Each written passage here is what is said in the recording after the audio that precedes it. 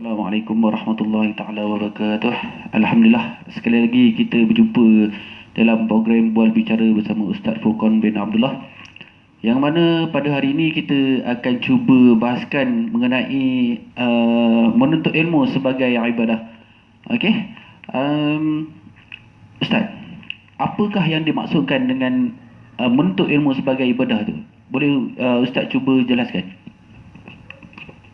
Bismillahirrahmanirrahim. Assalamualaikum warahmatullahi wabarakatuh. Alhamdulillah rabbil alamin, wassalatu wassalamu ala asyrafil anbiya'i wal mursalin wa ala alihi wa sahbihi ajma'in.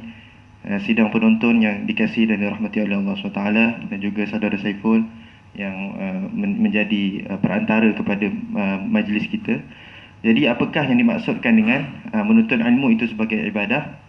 Jadi apa yang perlu kita faham? Yang pertama sekali, konsep ibadat itu sendiri. Okey, ibadat itu bukan sahaja ibadat yang solat, puasa, zakat, haji dan sebagainya sahaja. Tetapi kita perlu memahami apakah makna ataupun erti penciptaan manusia di atas muka bumi ini. Jadi kita ni bukannya dicipta untuk main saja kan, bukan untuk makan saja, bukan untuk tidur je. Kita ini dicipta ada tujuannya, ada purpose dia. Ada dia punya objektif dia. Jadi saya nak bawa satu firman Allah di dalam surah Az-Zariyat ayat yang ke-56. Allah berfirman, a'udzubillahi minasyaitonirrajim, wa ma khalaqtul jinna wal insa illa liya'budun. Jadi Allah SWT tidak menciptakan jin dan manusia ini melainkan untuk beribadat kepada Allah SWT. Jadi bila mana kita memahami konsep ibadat yang sangat luas ini, jadi kita akan memahami bahawa menuntut ilmu itu adalah sebahagian daripada konsep ibadat yang luas itu sendiri. Jadi itulah maksud ibadat itu, menuntut ilmu itu sebagai ibadat. Baik, soalan yang kedua Ustaz. Dalam menuntut ilmu ni kita ada jenis-jenis adab dia kan. Macam mana boleh ditafsirkan dengan adab-adab untuk menuntut ilmu tu Ustaz?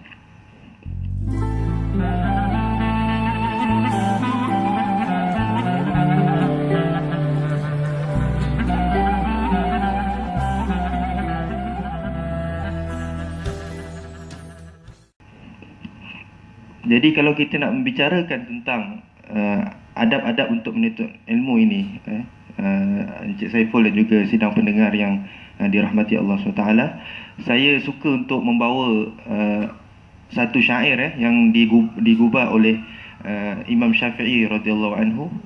Beliau mengatakan bahawa akhi lan tanalal ilma illa bisittatin, zakain wa hirsin wa ijtihadin wa bulghatin wa suhbatu ustazin wa tuli zaman. Jadi apakah 6 perkara ataupun adab yang diletakkan oleh Imam Syafi'i untuk dalam menuntut ilmu? Yang pertama, zakat. Zakat ni iaitu kecerdasan.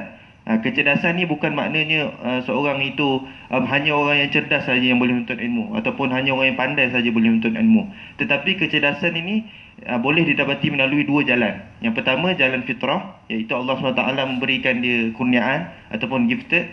Yang kedua, yang lebih penting, iaitu kecerdasan yang diperolehi melalui proses pembelajaran itu sendiri.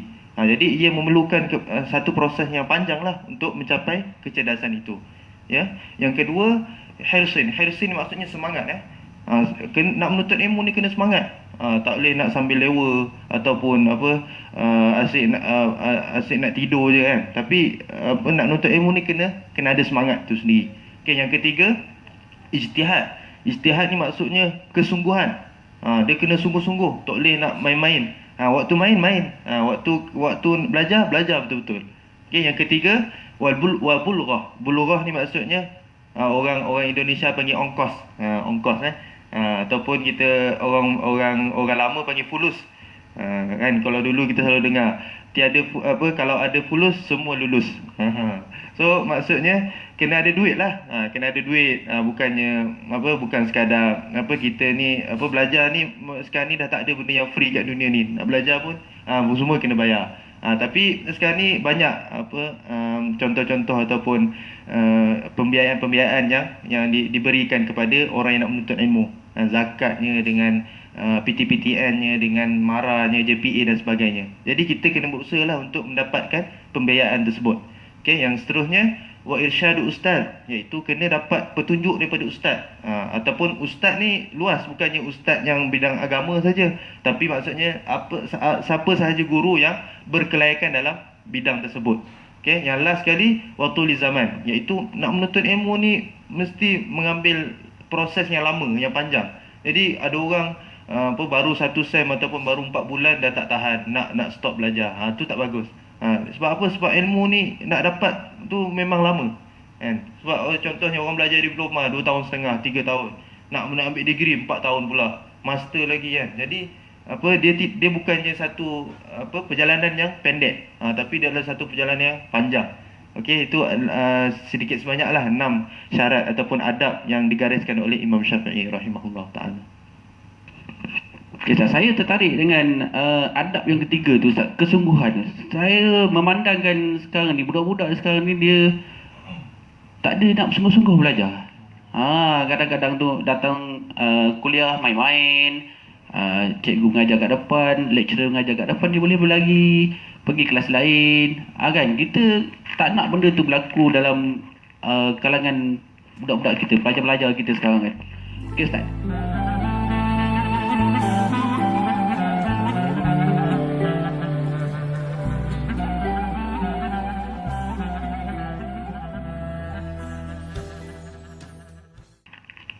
Dalam bab yang ketiga ni, apakah keutamaan menuntut ilmu, Ustaz? Okey, apa yang saya faham daripada soalan tadi tu, sidang pendengar dan juga Encik Saiful, keutamaan dalam menuntut ilmu ini kalau kita memahami konsep ilmu itu sendiri. Okey, bila mana di dalam Islam, kalau kita boleh bahagikan ilmu ini kepada dua. Yang pertama kita katakan sebagai ilmu fardu ain. Fardu ain, ilmu yang berkenaan dengan ibadat, berkaitan dengan solat, puasa, itu semua orang wajib belajar. Itu adalah keutamaan yang paling utama, iaitu semua umat Islam, siapa yang beriman kepada Allah SWT dan juga mengucap 2 kalimat syahadat, dia mesti mempelajari fardu ain ni. Kena wajib. Ini berdasarkan hadis yang diriwayatkan daripada Rasulullah SAW. Talabul ilmi faridatun ala kulli muslim wa muslimah. Jadi ilmu yang dimaksudkan dalam hadis ini ialah ilmu fardu ain itu sendiri, iaitu menuntut ilmu ini wajib ke atas seluruh kaum muslimin dan muslimat. Okey, itu yang pertama. Yang kedua, kita tidak kurang juga pentingnya, iaitu ilmu fardu kifayah. Ilmu fardu kifayah ni, kalau orang kita ni faham fardu kifayah ni solat jenazah je. Tapi sebenarnya fardu kifayah ni semua segala macam ilmu yang dalam pelbagai bidang yang yang memberikan manfaat kepada umat Islam dan juga keseluruhan manusia dan juga kepada muka bumi ini, itu adalah fardu kifayah. So kalau kita tengok bidang-bidang yang ditawarkan, contohnya yang di College Space ini sendiri, kita tawarkan bidang pengurusan facilities, bidang sains komputer. Jadi ketiga-tiga bidang ini adalah contoh ilmu fardu kifayah. So maksudnya kita tidak boleh mengabaikan ilmu fardu kifayah itu sendiri. Jadi keutamaan yang kita letakkan, okey, kalau contohnya dulu kita belajar, okey, semua orang wajib belajar pengajian agama Islam, contoh. Okey, so dia kena belajar rukun solat, syarat solat, puasa dan sebagainya. Tetapi bila mana dia melangkah ke alam universiti ataupun institusi pengajian tinggi, dia akan mempelajari bidang-bidang tertentu, mengikut pilihan dia ataupun pilihan ibu atau bapa mereka. Jadi itulah keutamaan yang patut kita berikan dalam menuntut ilmu ini. Alhamdulillah, terima kasih kepada Ustaz Wokon. Nampaknya penjelasan yang diberikan oleh Ustaz tu kita dapat bawa untuk anak-anak kita atau untuk diri kita sendiri. Semoga dengan apa yang disampaikan oleh Ustaz ni, kita jadikan satu manfaat pada diri kita. Saya rasa untuk pada kali ini setakat itu sajalah, dan kita akan berjumpa lagi pada siri yang akan datang. Dengan lafaz wabillahi taufiq wal hidayah, wassalamualaikum warahmatullahi wabarakatuh.